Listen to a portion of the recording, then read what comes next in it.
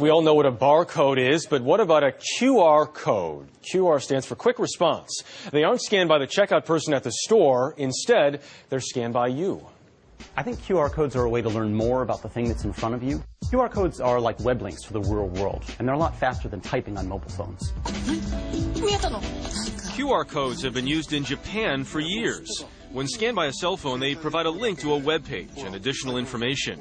In Europe, QR codes can be seen on buildings as well as on products like soda. I think QR codes are getting increasingly popular in the U.S., and you'll see them on more products, more stores.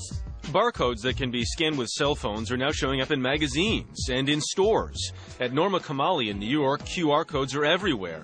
By scanning the codes, customers can learn more about the styles. The information you gather traveling through the store stays with you, so when you leave, you have all the information about the styles that you were interested in. A scan of this outfit's QR code will link you to a music video in which Beyoncé is wearing the same item. And QR codes can give new meaning to the idea of window shopping. If there's a style in the window that you really like, customers can shop directly from the barcode. So if it's after 6, you can shop without anybody and do it on your own. I recognize one of the people shopping there. Joining us now is CNET senior editor and early show contributor Natalie Del Conte. I'll let it be known that I did not buy Beyoncé's bathing suit. You didn't? No. Okay, but you could have if you put in the right QR code. I could have. I could be wearing it right now. I feel extremely tech savvy already. Just I know, talking isn't about this a QR cool codes. thing? Yes. So you want to get started with them. What do you do? So you need an application for your phone. We call these apps these days. The iPhone has a few of them. I like Neo Reader is a good one, but there are 2 or 3 that are all very good. Android phones, that's Google's phone, has their own. Each phone has a different software. You can find them pretty easily. Neo Reader is one that works on non-smartphones as well. So if you're thinking, oh, I need an iPhone for this, you don't actually. You just need a phone with a camera, and then you get software for it. As soon as you launch that application, the application will launch your camera phone. But you're taking a picture of the QR code and then it's taking it into the phone. You don't necessarily take a picture. It uses the camera to scan it.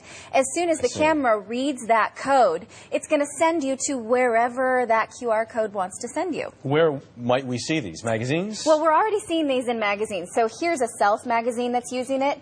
On the inside, if I scan this with Microsoft Tag program, then I can learn how to get hair like Ellen Pompeo, apparently. You immediately get hair like Ellen Pompeo. Well, it doesn't actually do my hair, but it gives me a little how-to video that tells me how to do that, which is nice. If it did. So they can augment their content because, you know, these magazines are made months in advance. Yeah, but whatever they want to send us to on the web, it makes it very interactive and now. All sorts of different magazines. Yeah, all of these magazines have them on the inside. You probably have seen them, but just not known what it was. I can get Robert Pattinson's hair if I scan the QR code. You might need to grow it out a bit, but yes, in theory. In theory. We also see them on video games now. See on the back of this Halo?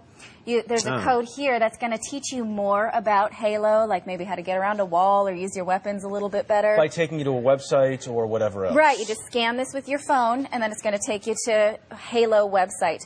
This is a We the Kings poster for this band, and if you were to scan the code on the band, you're entered into a contest, so you can win tickets, you can get ringtones, free downloads, all of that kind of stuff. Bands, everybody taking advantage of this right now. Now, I would be remiss in this segment if I didn't ask if the early show has a QR code. We are on top of that because they do work on TV. So if you at home have a QR code reader on your phone, you can scan this right now. So this one right here will take you to earlyshow.cbsnews.com.